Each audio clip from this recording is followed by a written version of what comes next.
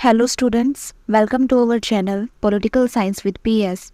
I am Pooja and today we will discuss about the John Locke's theory of social contract.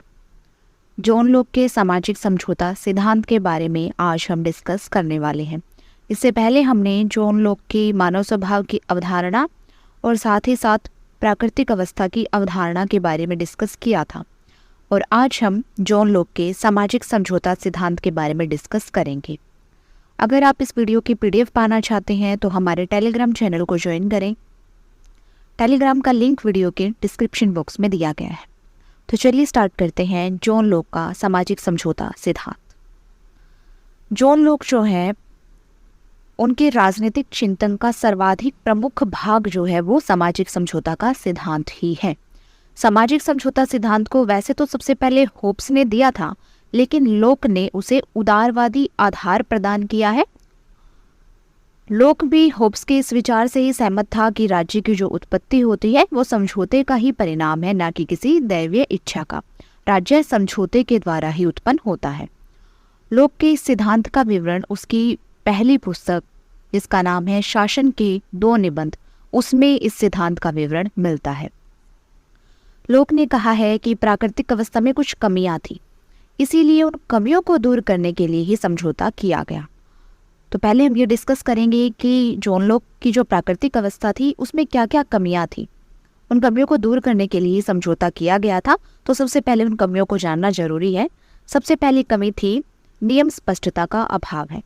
John Locke की प्राकृतिक अवस्था में नियम स्पष्टता का अभाव था। उसमें ऐसी कोई निश्चित या प्रकट सर्वसम्मत विधि नहीं थी जिस पर सभी समान हो। ऐसा कोई कानून नहीं था जिसके द्वारा उचित और अनुचित का निर्णय लिया जा सके। इसलिए सबसे बड़ी कमी यही थी कि वहाँ नियमों का अभाव था। दूसरी कमी थी निष्पक्ष और स्वतंत्र न्यायाधीशों का अभाव। जॉन लॉक की प्राकृतिक अवस्था में स्वतंत्र न्यायाधीशों का भी अभाव था। इस अवस्था में न्याय का जो स्वरूप था वो पक्षपातपूर्ण था। पक्षपातपूर्ण ढंग से ही न्याय किया जाता था। कोई तीसरा निष्पक्ष पक्ष नहीं था। केवल 2 पक्ष होते थे जिनके बीच में लड़ाई होती थी और वही अपनी निर्णय कर लेते थे। कोई तीसरा जो निष्पक्ष पक्ष होता है वो नहीं था उस अवस्था में। प्रत्येक व्यक्ति खुद ही अपना न्यायाधीश था, इसलिए वहां पर न्यायाधीशों का भी अभाव था। इस कमी को देखते हुए ही जॉन लॉक ने समझौता किया था।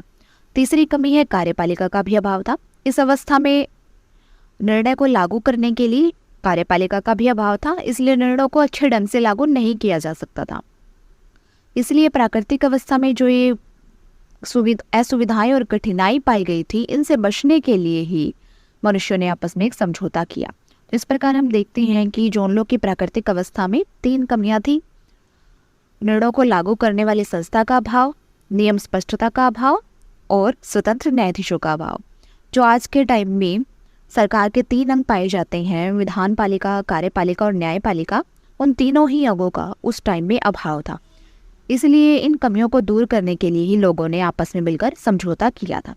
तो हमने ये तो जान लिया कि जॉन लॉक ने जो सामाजिक समझौता का सिद्धांत दिया है वो क्यों दिया है, उसके पीछे क्या कारण था कि लोगों ने आपस में समझौता किया। उसके पीछे यही कारण था कि प्राकृतिक अवस्था में कुछ कमियां थी और उन कमियों को दूर करने के लिए समझौता किया गया।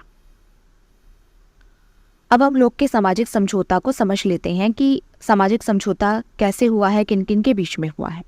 तो लॉक के अनुसार जो समझौते का स्वरूप है वो सामाजिक है। सामाजिक रूप से समझौता किया गया है। इसके अंतर्गत प्रत्येक व्यक्ति ने संपूर्ण समाज के प्रत्येक व्यक्ति को सर्वसम्मति से यह समझौता किया है। सभी लोगों ने आपस में मिलकर ये समझौता किया है। लॉक का सामाजिक समझौता 2 बार हुआ है। ये जो समझौता है वो 2 बार हुआ। पहला समझौता हुआ है जनता के बीच में। इसमें मनुष्य ने राजनीतिक और नागरिक समाज की स्थापना की है। जनता ने आपस में एक समझौता किया और जिससे राजनीतिक नागरिक समाज की स्थापना की। इससे मानव ने अपनी प्राकृतिक अवस्था का अंत कर दिया। इस प्रकार मनुष्य ने इस समझौते के द्वारा जीवन, स्वतंत्रता और संपत्ति, ये अपने जो प्राकृतिक अधिकार थे और कानूनों को मानव ने सदैव के लिए सुरक्षित कर दिया। मनुष्य के प्राकृतिक अधिकार जैसे जीवन, स्वतंत्रता, संपत्ति का अधिकार और कानून को सदा के लिए सुरक्षित कर दिया इस समझौते के द्वारा। संप्रभु पहले समझौते में शामिल नहीं था, इसलिए वह व्यक्ति के प्राकृतिक अधिकारों में हस्तक्षेप नहीं कर सकता। व्यक्ति के जो प्राकृतिक अधिकार है, जीवन, स्वतंत्रता, संपत्ति का अधिकार, उन अधिकारों में संप्रभु कोई हस्तक्षेप नहीं कर सकता, क्योंकि संप्रभु जो है वो पहले समझौते जिसमें नागरिक समाज की स्थापना हुई उसमें शामिल नहीं था। उसके बाद दूसरा समझौता हुआ। दूसरा समझौता जनता और शासक वर्ग के बीच में हुआ। इसके द्वारा जन सहमति से शासक को नियुक्त किया गया।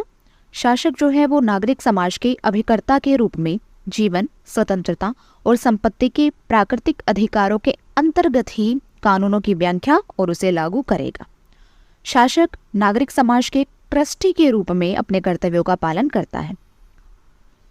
राजनीतिक समाज की स्थापना के लिए ही यह दूसरा समझौता किया गया है और इस समझौते के द्वारा सीमित और उत्तरदायी सरकार की स्थापना भी की गई। तो पहला समझौता जो जनता के बीच में आपस में हुआ था, उससे नागरिक समाज की स्थापना हुई। दूसरा समझौता जो जनता और शासक वर्ग के बीच में हुआ, इससे राजनीतिक समाज की स्थापना हुई। और जो मनुष्य के प्राकृतिक अधिकार हैं, जीवन, स्वतंत्रता और संपत्ति का अधिकार, उनमें शासक वर्ग कोई हस्तक्षेप नहीं करेगा, संप्रभु उसमें कोई हस्तक्षेप नहीं करेगा, बल्कि उन अधिकारों के अंतर्गत ही कानूनों की व्याख्या और उसे लागू करेगा। इसके द्वारा, दूसरे समझौते के द्वारा सीमित और उत्तरदायी सरकार की स्थापना की गई। तो ये था जॉन लॉक का सामाजिक समझौता का सिद्धांत। समझौता 2 बार हुआ, जनता के बीच में और दूसरा जनता और शासक के बीच में। अब हम जॉन लॉक की सामाजिक समझौते सिद्धांत की विशेषताएं देख लेते हैं। सबसे पहली विशेषता तो यही है कि समझौता 2 बार हुआ है। लॉक के अनुसार समझौता 2 बार हुआ। पहले समझौते द्वारा नागरिक समाज की स्थापना हुई, जो जनता ने आपस में मिलकर किया था, और दूसरे समझौते के द्वारा राजनीतिक समाज की स्थापना हुई, जो जनता और शासक के बीच में हुआ था। दूसरी विशेषता है जन स्वीकृति। यह समझौता जो है वो सभी व्यक्तियों की स्वीकृति पर आधारित है। सहमति मौन भी हो सकती है, लेकिन सहमति आवश्यक है। सभी लोगों ने आपस में सहमत होकर ही यह समझौता किया है, क्योंकि राज्य का स्रोत ही जन इच्छा है। लोगों ने अपनी इच्छा से ही राज्य का निर्माण किया है और संप्रभु को अपने अधिकार सौंप दिए हैं। तीसरी विशेषता है समझौता जो है अखंड है। यह समझौता अखंड है। एक बार समझौता होने के बाद इसे भंग नहीं किया जा सकता। समझौते को तोड़ने का यह मतलब होगा कि दोबारा से प्राकृतिक अवस्था में लौट जाना। इसलिए ये समझौता अखंड है, इसे तोड़ा नहीं जा सकता, भंग नहीं किया जा सकता। चौथी विशेषता है कि समझौते को मानने के लिए बाध्य है। इस समझौते के अनुसार हर एक पीढ़ी इसको मानने के लिए बाध्य है। युवा पीढ़ी, भावी पीढ़ी इस समझौते पर मौन स्वीकृति देती है। यदि वे अपनी जन्मभूमि से त्यागते हैं तो वे उत्तराधिकार के लाभों से वंचित रह जाते हैं। इसलिए सभी पीढ़ियां इस समझौते को मानने के लिए बाध्य हैं। अगर वो इसे नहीं मानती हैं तो दोबारा से वो प्राकृतिक अवस्था में लौट जाएंगी। पांचवी विशेषता है सीमित समझौता। ये समझौता सीमित है। इस समझौते के द्वारा व्यक्ति अपने कुछ प्राकृतिक अधिकारों का त्याग करता है, सभी प्राकृतिक अधिकारों का नहीं करता। सीमित रूप से किया गया है, केवल कुछ अधिकारों का ही वो त्याग करता है, सभी अधिकारों को त्याग नहीं करता। वह अपना अधिकार जो है वो समस्त जन समूह को सौंपता है। यह समझौता जीवन, स्वतंत्रता और संपत्ति, इन 3 अधिकारों की सुरक्षा के लिए ही किया जाता है। इसलिए यह समझौता जो है सीमित समझौता है। छठी विशेषता है समझौते को भंग नहीं किया जा सकता। इस समझौते से नागरिक समाज का जन्म होता है, सरकार का नहीं। सरकार का निर्माण तो एक ट्रस्ट के द्वारा होता है, इसलिए सरकार तो बदली जा सकती है, लेकिन समझौते को भंग नहीं किया जा सकता, क्योंकि समझौते के द्वारा नागरिक समाज का जन्म होता है, सरकार का नहीं। सरकारें बदली जा सकती हैं, लेकिन समझौता नहीं बदला जा सकता, उसे भंग नहीं किया जा सकता। 7वीं विशेषता है विधानसभा और कार्यपालिका की स्थापना। नागरिक समाज समझौते के द्वारा शासन के 2 अंग विधानपालिका और कार्यपालिका की स्थापना करता है। विधानपालिका का कार्य है कानूनों का निर्माण करना, जिसके आधार पर न्यायाधीश निष्पक्ष न्यायिक निर्णय देते हैं। कार्यपालिका विधानसभा के कानूनों और न्यायाधीशों के न्यायिक निर्णयों को लागू करती है। इसलिए सामाजिक समझौता सिद्धांत सीमित रूप से शक्तियों के पृथक्करण के सिद्धांत को स्वीकार करता है। इसके द्वारा विधानसभा और कार्यपालिका, इन दोनों की स्थापना की गई है। 8वीं विशेषता है समझौता कोई बंधन नहीं है। ये समझौता जो है वो होप्स के समझौते की तरह बंधन नहीं है, बल्कि स्वतंत्रता का एक अधिकार पत्र है। इससे व्यक्ति कुछ खोते नहीं है। उन्हें अधिकारों को लागू करने में जो कठिनाइयां आती थी, उनका ही अंत करने के लिए समझौता किया गया है। ये किसी के लिए भी बंधन नहीं है, केवल जो कठिनाइयां उनको आती थी अपने अधिकारों को लागू करने में, उनको दूर करने के लिए समझौता किया गया है। तो ये थी लोक के सामाजिक समझौते सिद्धांत की विशेषताएं। इतनी विशेषताओं के बावजूद भी लोक के सामाजिक समझौता सिद्धांत की कई आलोचकों ने आलोचनाएं की हैं। तो अब हम उनको देख लेते हैं। सबसे पहली आलोचना ये की गई है कि अस्पष्टता और अनिश्चितता। लोक के सामाजिक समझौते में अस्पष्टता और अनिश्चितता पाई जाती है। कई आलोचक ये कहते हैं कि लोक ने ये स्पष्ट नहीं किया कि सरकार का निर्माण कब हुआ है और कैसे हुआ है। लोक के विचारों से ऐसा लगता है कि सामाजिक समझौते के द्वारा राज्य का निर्माण हुआ है, लेकिन उसकी व्याख्या से ये स्पष्ट होता है कि सामाजिक समझौते से सरकार की भी स्थापना होती है या नहीं होती है। इसलिए विचारकों में इस बात पर मतभेद है कि लोक एक समझौते की बात करता है या दो समझौतों की बात करता है। कुछ भी स्पष्ट नहीं है, इसलिए आलोचकों ने लोक के सामाजिक समझौते सिद्धांत की आलोचना की है। इससे हमें ये तो पता चल जाता है कि सामाजिक समझौते के द्वारा लोक ने राज्य का निर्माण किया, लेकिन ये स्पष्ट नहीं होता कि क्या लोक ने सरकार का भी निर्माण किया है। दूसरी आलोचना है अनैतिहासिक और काल्पनिक है। लोक ने इस समझौते के द्वारा राज्य और शासन का जो विवरण दिया है वो काल्पनिक है। उसका विवरण हमें इतिहास में नहीं मिलता और उसका विवरण ऐतिहासिक तथ्यों से मेल भी नहीं खाता। लोक के मानव स्वभाव का चित्रण जो है वो एक पक्षीय है। सच यह है कि मनुष्य तो कई सद्गुणों और दुर्गुणों का मिश्रण होता है, लेकिन लोक ने केवल मनुष्य के सद्गुणों का ही वर्णन किया है। लोक के इस चित्रण में ऐतिहासिक प्रमाणों का अभाव है। इतिहास में हमें ऐसा कोई प्रमाण नहीं मिलता कि मानव स्वभाव सद्गुणों से भरा हुआ है। सच्चाई तो ये है कि मानव जो है वो कई सद्गुणों और दुर्गुणों का मिश्रण होता है, लेकिन लोक ने केवल एक पक्ष का ही चित्रण किया है, केवल मनुष्य के सद्गुणों का ही चित्रण किया है। इसलिए लोक का सामाजिक समझौता का सिद्धांत आलोचनाओं का शिकार हुआ। तीसरी आलोचना है राज्य से पहले समझौते की कल्पना।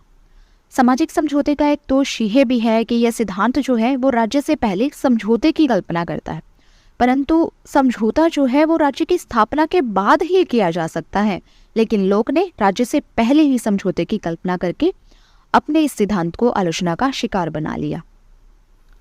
चौथी आलोचना है विरोधाभास है। लोक के सामाजिक समझौते के सिद्धांत में विरोधाभास पाया जाता है। एक तरफ तो लोक सर्वसम्मति की बात करता है, तो दूसरी ओर वो बहुमत के शासन का भी समर्थन करता है। लोक ने इस स्थिति की कल्पना नहीं की कि बहुमत भी तो अत्याचारी हो सकता है और अपनी शक्ति का प्रयोग जनता के अधिकारों को छीनने के लिए भी कर सकता है।